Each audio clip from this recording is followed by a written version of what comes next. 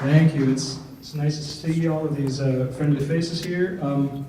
The work that you see in the gallery is ceramic sculpture. It's a series of ceramic sculpture that is the result of a residency that I was awarded in the summer of 2017.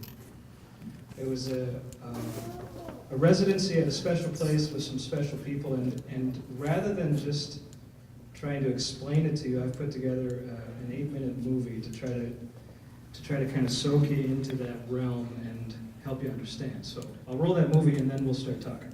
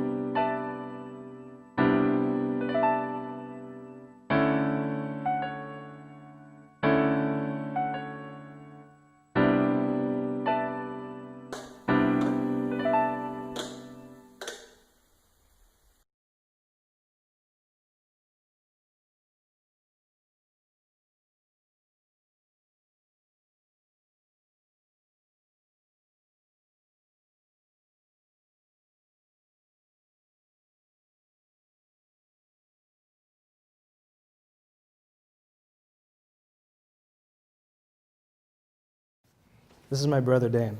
Hi, everyone. Is my mic working? No. Is it? But a little bit. I'll talk loud. Lee. Lee? Lee, communication major. Take it away. Okay, so over the last, this all happened. This whole thing happened about 2 days ago, that we figured out that we're going to be in the same room on the same night, talking within an hour of each other. And I was driving home from work one day, and he and I were chatting on the phone, and he was preparing for this talk, and I started asking him questions, and then at some point he stopped me and he said, "Why don't you just ask me these questions in front of all the people?" So here we are. So what we're going to try and do is do a little bit of an interview style and have Jason explain a few of the things here in the gallery. We're going to take some questions from the audience. But I have a list of questions, and he and I, like I said, we've spent the last couple of days really talking about this and highlighting a lot of important things that we want to touch on. So I'm going to kind of guide us towards that. But I think, Jason, would you briefly give us a really quick synopsis of what is this residency? What did it look like? What was it for? Those sorts of things. Just set the stage for it. Sure. So this was a Jerome Foundation grant at the St. John's Pottery, and it's for emerging artists. So I'm flattered that maybe that sounds like a young person's thing. The grant allows for, rephrase that sentence, the grant provides lodging for 30 days, food, full access to the studio, and as much clay as we want to. It involves them firing the works in North America's largest wood-firing kiln. I'll have to tell you about the kiln sometime, but this is a quick synopsis. As well as a stipend. So $3,600 stipend. So for a month, basically, like, they've got your paycheck, and then you don't have to worry about food or lodging. And all you do, the intent is that all you do is wake up and make art. That's what it's all about. So these are my scratch notes.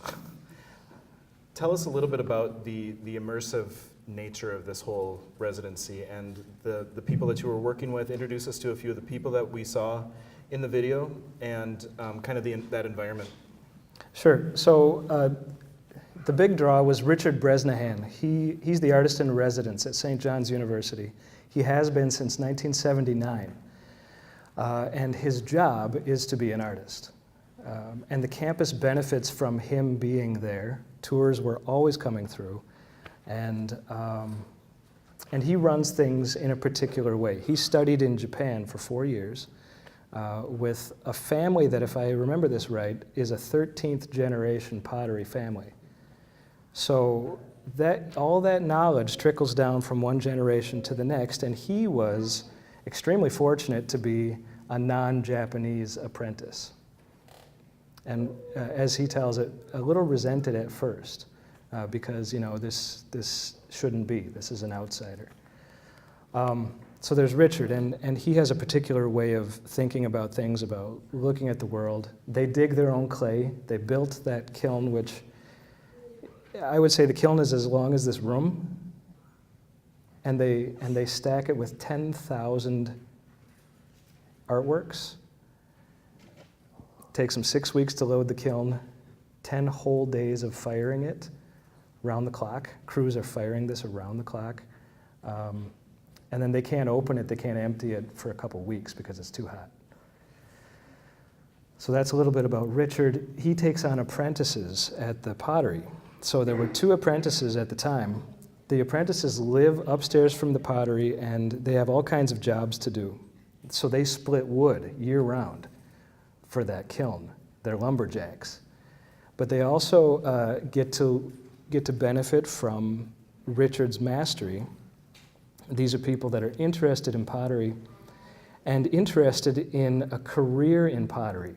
It's not just about making cups, it's about making a living. So that's what the apprenticeship really is about. How do you do this for real? So 2 apprentices, I went to lunch with them. They were there morning, noon, evening. There's a studio manager who comes into work, and he answers the emails, answers the phones, gives tours, and then there were some student workers around. And then for the month of June, there were 2 of us, selected, 2 people every year selected from Minnesota and New York. And that's just the way Jerome Hill wanted it to be. So that's the rule. So this was a really interesting mix of people that were intently focused on a life in the arts. And then there was a steady stream of visitors. There were always people coming through. Yeah, tell us about, so every time that one of those tours would come through, you were telling me about this earlier, what would happen in the room when a tour would come through? Well, so the studio's kind of closed in the morning. That's just like internal time. We have tea at 10 o'clock. Everybody knows that at 10 o'clock, everybody stops, and we're gonna gather around this table. You might have seen that or noticed it in the video. And we have tea, and then lunch happens, and then after lunch, the doors open. And sometimes there's high school kids touring the campus. Sometimes there's people who came just to buy some pots. Sometimes there's dignitaries visiting, and they're here for a different conference or something, and they have to go see the pottery. And every time that somebody comes in, they're treated with what I've come to call radical hospitality. They're given a tour. Everybody's given this tour, and shown like the inner workings. You see the clay processing. You see the kiln. You're explained. You're explained. I need to use grammar. You're shown how this all works. You're told this story, and oftentimes invited to tea at 3 o'clock. So tea happens again at 3. So sometimes there might be 25 people around the tea table. Sometimes it's just the internal people. There's 5 people or whatever. But telling the story was a really big part of the way the pottery operates, and central to the philosophy of Richard Bresnahan. Yeah. Okay, so that's the stage that we're looking at, is this studio space, this gallery space. Now, drop yourself into there and tell us a little bit about we've got how many pieces here today? 24 in the room. All right, 24 here. Tell us about what, as you're making these, what was that process like? What was it like to work in that environment and live there? Too good to be true in some ways. I was so excited. I was so excited about this. And so excited that when I got there, I didn't know what to do. So for the first week and a half, for sure, I was just like a mess. I would try something and things would fall apart, and I don't know what I should do. And I was telling some students that I had the same feeling when Bill took us to the Sistine Chapel. And I had been learning about the Sistine Chapel since I was 13. Bill's been showing us this stuff. And now I'm there. And, it's up there. And I remember having this thought, what am I supposed to do? I know this is going to end before I know it. I know I'm going to be on a bus and we're going to be gone and that's it. It's over. What do I do right now? What do I do? How do I take advantage of this? I had that same feeling sitting there in the pottery residency. What should I do? So my sketchbook, I brought my sketchbook here for a special peek. If anybody wants to flip through this later. I look at this and I see my searchings. I see trying to figure out how do I maximize this time? How do I be a good steward of this time and energy? After a couple weeks, I started to hit my stride, and I don't know if this came through in the video, but I had a lot of pieces fall over. Like you saw that big head that kind of fell over. that big head is here, and that wasn't the last disaster that happened. There were all kinds of travesties that happened to that piece, and for me now that's part of the meaning of the piece. But later on, like as I got used to how the clay works and how my pace works, all the works up here in the front, these are what the show is named for, the carriers. These, 1, 2, 3, 4, 5, 6, 7, all 7 of these that I'm pointing at here were made in 2 days. So yeah, I went from a pace of like, I don't know what to do, and it's taken me like a week to make a piece, and it's fallen apart, to like just cranking them out. And that was partially panic too. Like, it was the last 2 days. I got to do something. I got to go. Yeah. Okay. So why don't we take a quick tour of a couple of the pieces? Do you want to pick out 1 or 2 and tell us specifically the stories behind those pieces? Well, I mentioned the disaster. Let's go back there. Yeah. Okay, you might have to turn your chairs because this will hurt your neck.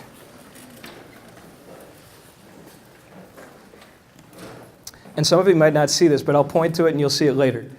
So there's 3 big heads here, and all of them fell apart in one way or another. And I was really proud of these sculptures. I worked really hard on them. They were carefully made. This one in the middle like got the worst of it. You saw it tipped over in the video. So, you know, at that moment, I have to decide, well, what do I do? I made this thing, I was proud of it, and now it fell over. And it's like the back of it smashed in. So I cut it like sliced bread. You saw that, and then like restacked it and thought about it for another week. Then I had to hollow out those pieces. So if we're sticking with bread, like I only used the crust. Took out the middle, only used the crust. And then had to put it back together. You can see here, though, that there's other stuff that happened. Like it collapsed in the kiln. The kiln got so hot that the clay started to liquefy. And it avalanched, and it like collapsed on itself. And there's bowls and cups here that are permanently attached to this thing. They're not mine. I know whose they are. They belong to one of the apprentices. These are from, you know, some of his lines that they do thousands of the same cup, thousands of the same bowl. And so, you know, they got a lot to spare, but now they're permanently fused. They're permanently part of this. And, you know, so part of this whole concept is, what do you do with unexpected whatever when something happens? And so, you know, I decided I'm going to show that. I'm going to put that out, and it turned into a piece about perseverance. So when you get a look at it, you know, like look in that guy's eye. He's looking through all of this adversity. He looks out at you, and all these things happen, but he's still there. He's still there. So those 3 are a series. Look at the titles. It'll sink in. You'll understand. This audience will understand. So stay here. So take us on the journey from the pieces that fell apart there to your last 2 days, and what was that part like? Okay, so right here, these all have a similar form.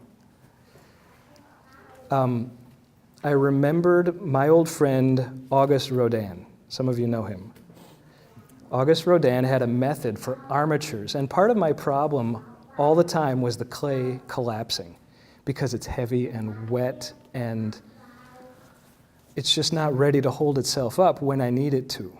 So there were different armature systems, but in the end I remembered Rodin. Auguste Rodin did this thing where he would take clay, form it into a cone and let it stiffen, and then build around that cone and lift off the cone. So all of these come from the same cone. They're all built on that same kind of cone of hardened clay. I had paper around it so it would release. So with time, I developed this system that would allow me to just like make intuitive decisions without spending so much time on like, how do I make it survive? Then I could make it mean something. I got the survival part out of the way. Should we talk about meaning? Hey, would you talk about meaning? Okay.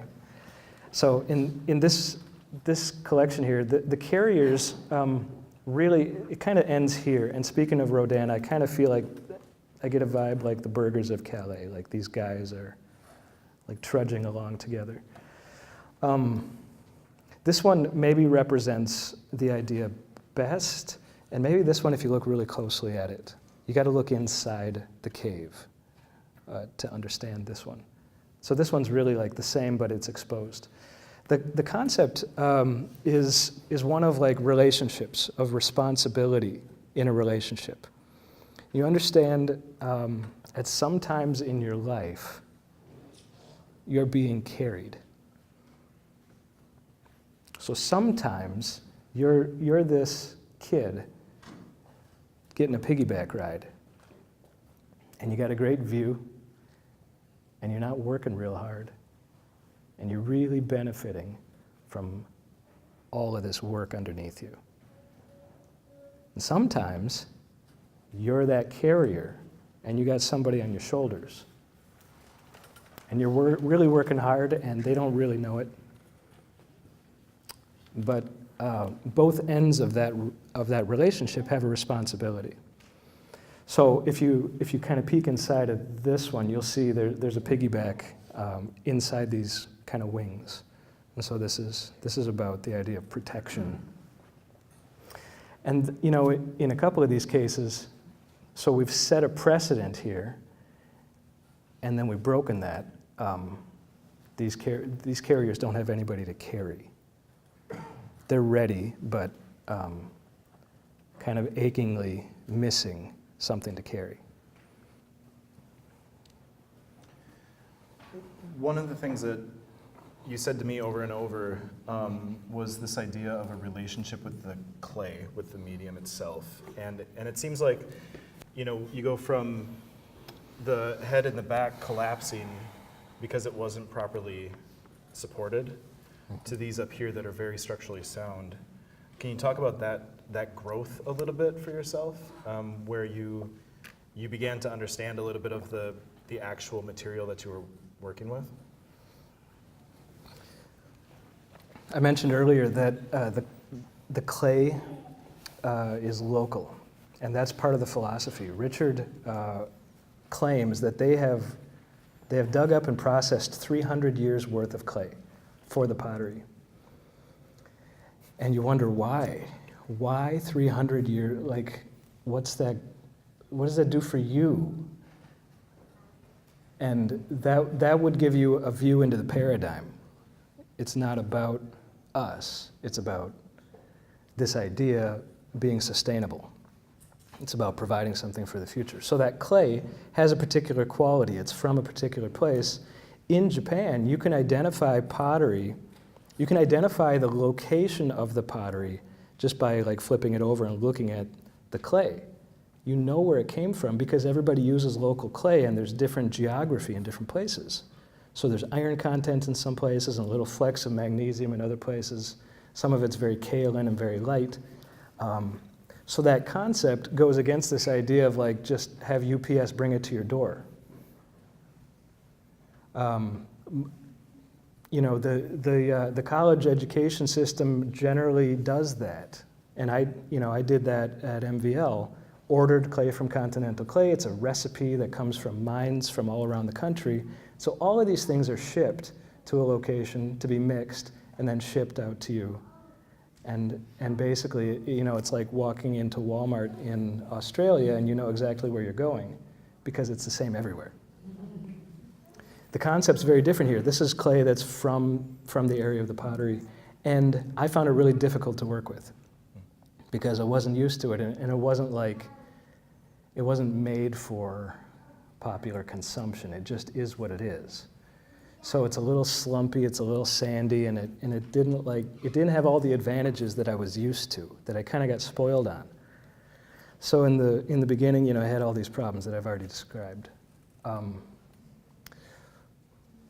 But this leads me into Richard's philosophy. He talks about forming a relationship with the materials, which sounds weird, but it's a whole way of looking at the world. It's a whole way of thinking about how you make things. In a way, it's an expensive personal investment. You're going to spend time. You're not just going to like get this quickly, which I learned. You have to like pay your dues. You have to put in your time so that you earn like the respect of the material. It'll only listen to you if you listen back. Yeah. Very philosophical. You were at dinner. You were telling me about the idea of learning something over a YouTube tutorial versus another lesson that you learned there in the studio. Tell us a little bit about that idea.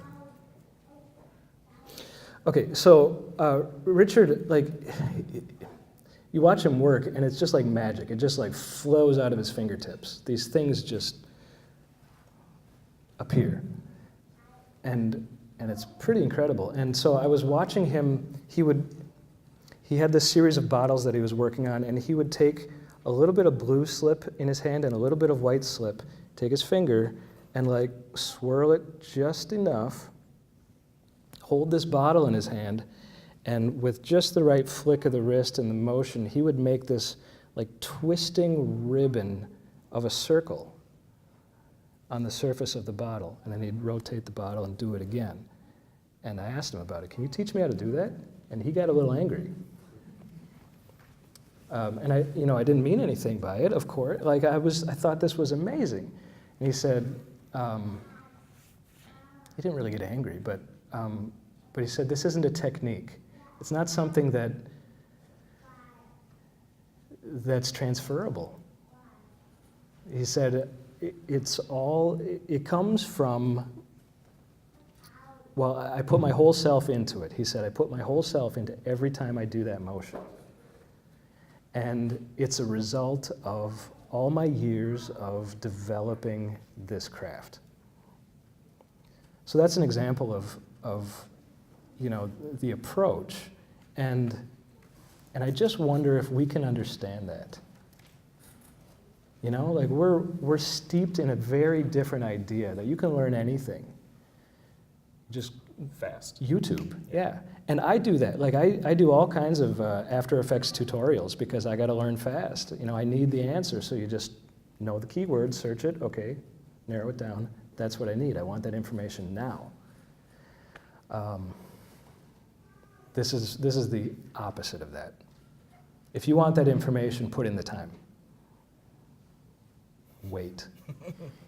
I think Richard said that when he was an apprentice, he didn't get to like make a cup until a year of like wedging clay and sweeping the floor. And over there, they don't explicitly teach. It's up to the student to look really carefully at what the master potter is doing. And if you're a worthy student, you'll get it. Okay, so let's shift gears here a little bit and talk about where you are today and kind of the present state of things. And what does your work look like now, or what does your process look like now? What came out of this residency that you can apply to the rest of your body of work moving forward here? Well, the whole idea of having time set aside to focus was transformative. The whole purpose, the 30-day purpose is just figure this out, figure out how to do what you do. And then there is, this daily pace, like you got to be a creative, you got to like produce. How do you have ideas? That's kind of what this came down to. How do you know what to do and how do you have ideas? I don't believe in coincidences anymore. I don't know if you noticed the scrolling application letter is dated from 2 years and 1 day ago. It was February 20th. So no coincidences. I think that 30 days was preparation for my full-time career right now as an artist. Because right now, that's what I have to do. I have to, wake up, have ideas, be productive, and maybe I had a practice run at it. So, looking around this room, I know that there's a handful of students, current students here, former students of yours, and people who are probably going to end up sending kids here to be students eventually, right? So how does this experience and that learning transfer to your classroom and your classes and your students and the way that you might observe them or guide them or whatever here? We don't have any prepared remarks here. That's part of it. Like the preparation, sometimes I think preparation is blinding. And it, so what I learned is that it's really, really important to be where you are, like to pay attention to where you are, really be present, and not necessarily have an agenda. So, so we have tea over in Dwight Hall. We've got a tea table set up, and in a very broad way, it's not about the tea. It's about being civilized, and I don't mean ooh, civilized. I don't mean that. Yeah. What I mean is we're looking at each other and talking. The relationship is that we're going to learn from each other and we're going to figure it out together. Now, in the pottery, there's definitely there's a master, and everybody acknowledges he knows his stuff, and that's why we're here. But you didn't really sense a hierarchy. So that's part of what I bring, I think, from this. There's also a concept that I'm exploring. Some of my students will recognize this term, responsive intent. I made it up, I think. Responsive intent. Like the avalanching face where everything went bad. It fell over and it exploded and fused.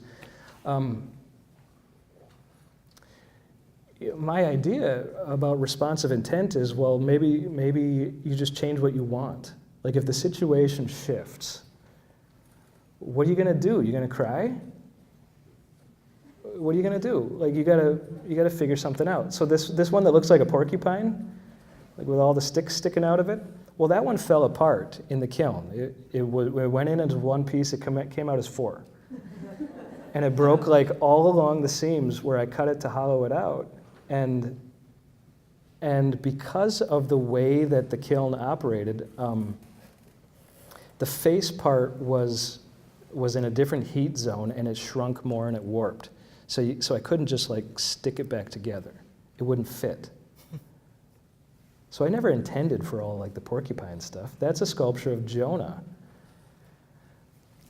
But responsive intent, hopefully allows you to shift, adapt, and make the best of it.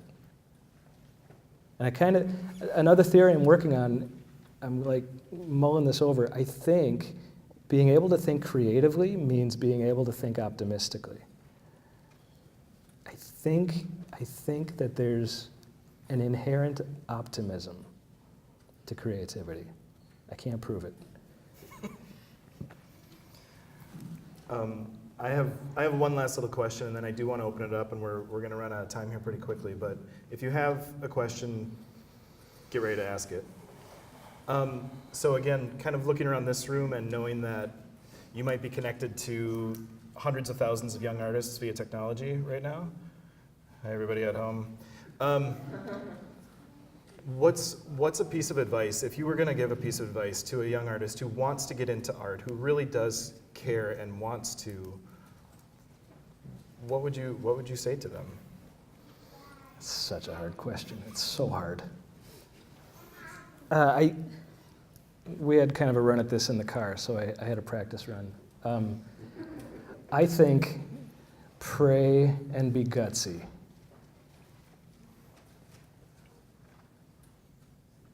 And that's the, I think that's it.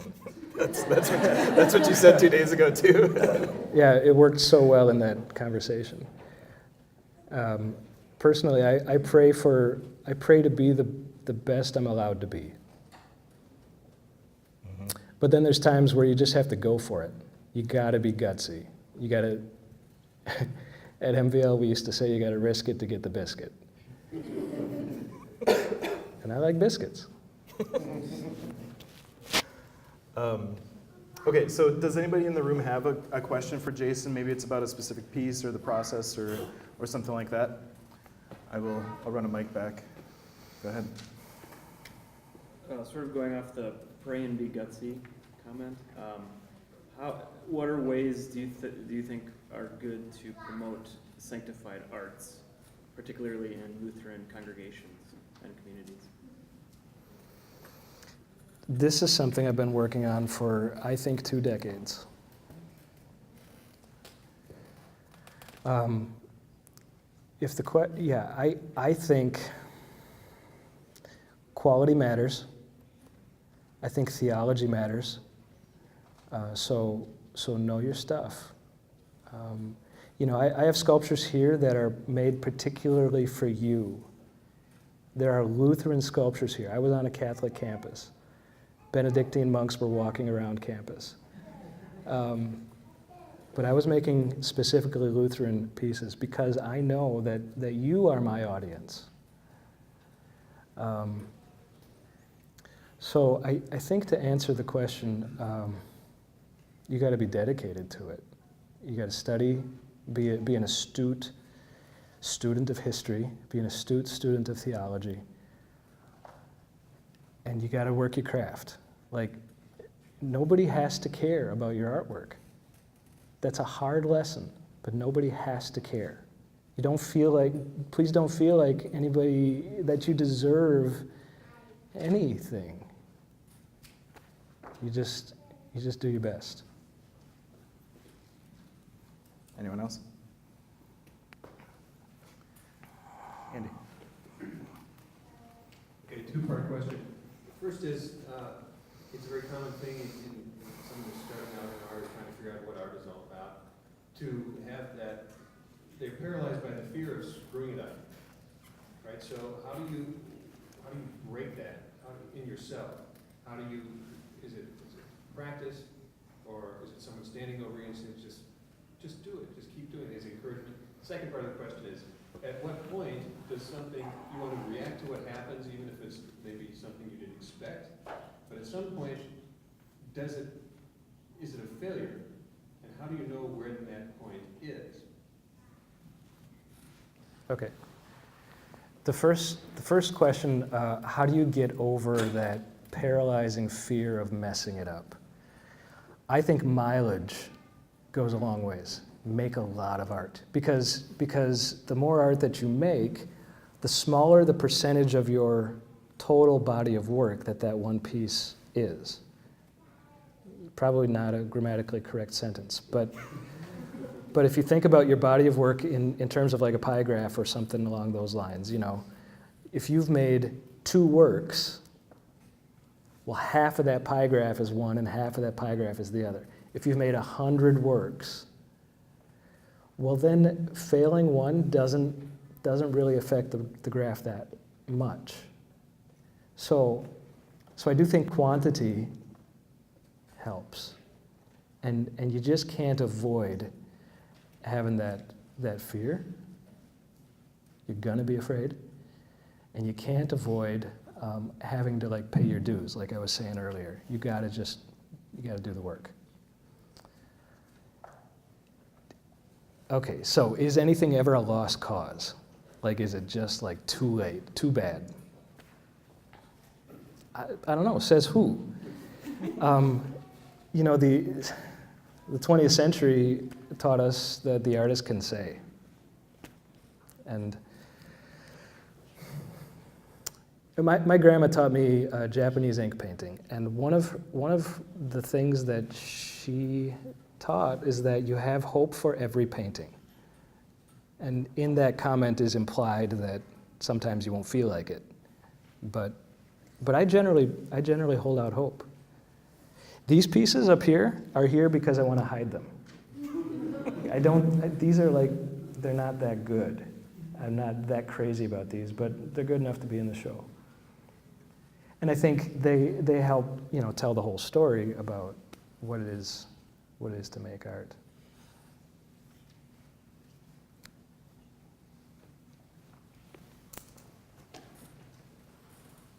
We talked about this in class a little bit, but would you be able to expand on your lack of use of glaze and the controls you have over your projects? Good, yeah. So I mentioned that these are wood-fired, so they look the way they do because of the kiln, and partially because of the material. Richard says that with any piece of ceramic art, there are 3 factors that go into why it looks the way it does. One is the clay. It looks the way it does because of the clay that it comes from. Then there's the artist. The artist kind of did their thing with it. And then the third is the kiln. And so, in that formula, I'm only 1/3 of the influencer on why these things look the way they do. The kiln they describe it as like a river of fire. It's a slowly sloping uphill tunnel. And I think they've fired it 14 times now over the years, and so they're still learning about it. They talk about each firing as having characteristics. The atmospheric pressure matters, the temperature matters, the kind of wood, like the condition of the wood, and all of that has an effect. And that fire is traveling, so picture a river, sometimes it spirals around and gets slow, and sometimes it gets pinched and gets fast. And all of those things are creating like little microclimates inside the kiln. And so if you look closely at some of these pieces, you'll see like evidence of what was happening in the kiln. For example, another one of these big heads back here, so right behind the avalanche one, that one, if you look at the top of it, you'll see circles on the top of it. And that's because they set bowls on top of it in the kiln. And so there's a different microclimate inside that bowl. This piece right here. So you can, there's evidence of the kiln on the pieces. And some pieces have, drastically different colors. I didn't paint those drastically different colors. I painted like a solid color. Almost all of these are just a solid color of slip. And the kiln is like doing its thing. It's like weather patterns on the clay. And so you have to be ready. You have to know that you don't really have control of this.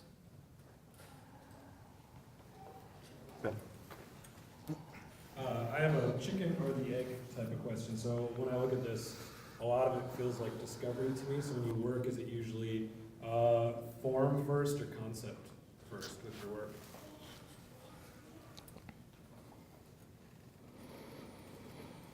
You want me to choose? I can't. I mean, it's not there. I think what I've learned about myself is that there's no usual. There's just struggle. So the sketchbook is a record of struggle, and some of these things are form like there's tubes. You'll see the tubes every now and then, and there's pieces over here too in the windows. So like these tubes, that was just form, And I didn't intend for this guy to be on here, but I had the guy. So, and these tubes were like this long, and I just took a wire and sliced it. Okay, now I got 2. And, well, I'll put this thing on here, So I don't know if I can give you a clean answer. It just kind of swirls. Jason, you said we have 24 pieces here tonight. Are there more from the 30 days that aren't here? Not really. There's a couple of little tiny pieces in my office. Yeah.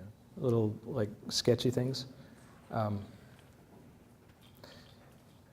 I was really surprised at the end when I counted, because it comes out to pretty, I took a couple days off, went to Wisconsin for a presentation, so it was really like 28 days. It's pretty close to a sculpture a day. And that was an important thing for me to learn. Like, if I can soak myself into this, and like that's all I do, a sculpture a day? That surprised me. And you know, some took 2 weeks and some took an hour. So it's not, that's an average. Pete.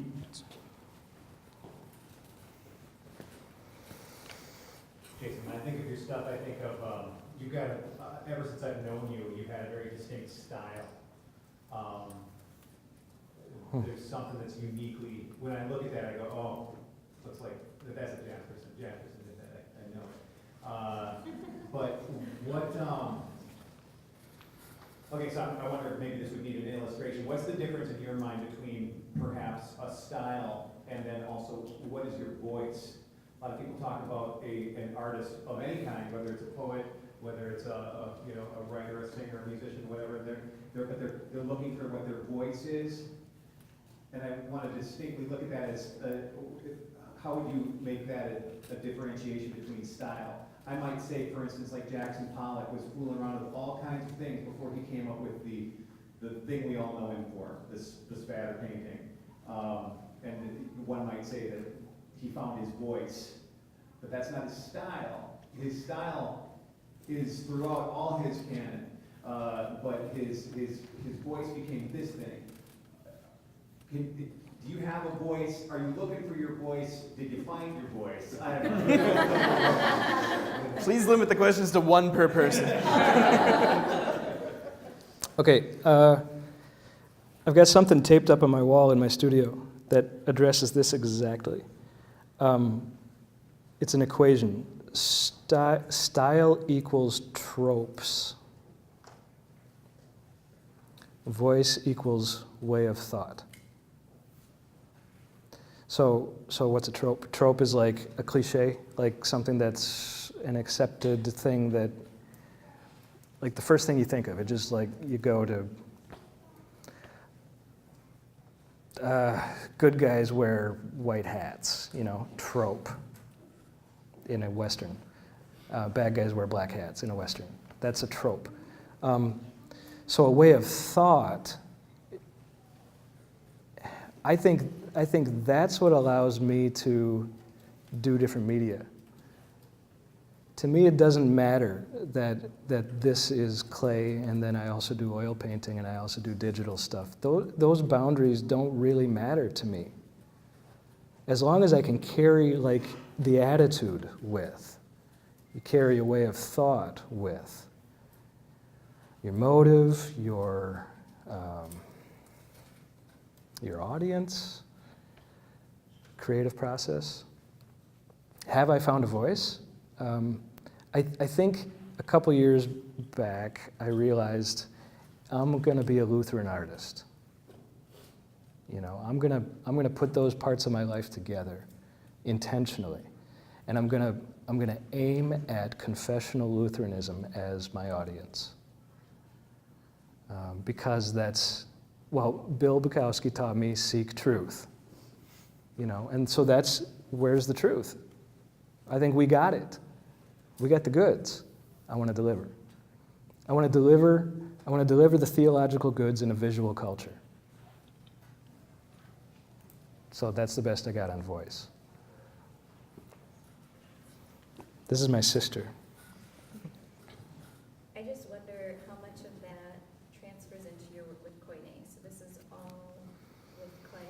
Can you speak just a little bit about your Koine stuff? I know you kind of addressed it in what you just said. Okay, well, Koine is a worship media company and also a band from Milwaukee, Wells Lutheran guys. And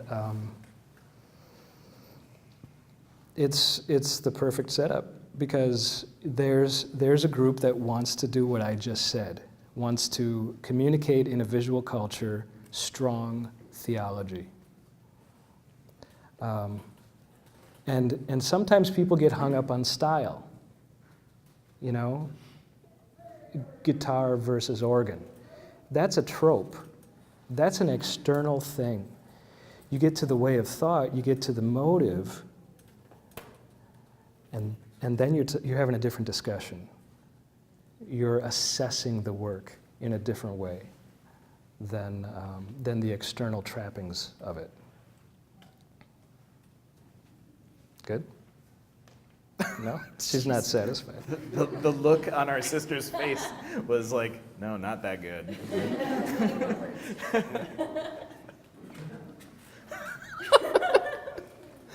It's a family thing. Andy, do you want to get us back on path here? I just have another quick question. So someone walking in here tonight who has very little experience with art, and here's a strange guy saying something like, you need to be aware of where you are.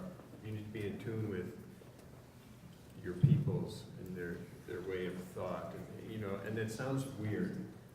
So is there any way you can try to explain it to the layman what you're talking about?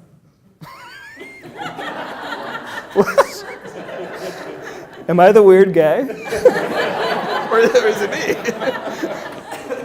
I didn't follow that. No? It sounds a bit Mr. Miyagi. It is a bit Mr. Miyagi because I think what I'm advocating is spending time and paying attention. So in your hypothetical situation, somebody comes in and they don't get it. Try, pay attention. Look at it. Like it would be really easy. I think it's pretty normal. I've been to museums and I've seen people just like walk past artwork. They go to a museum like this.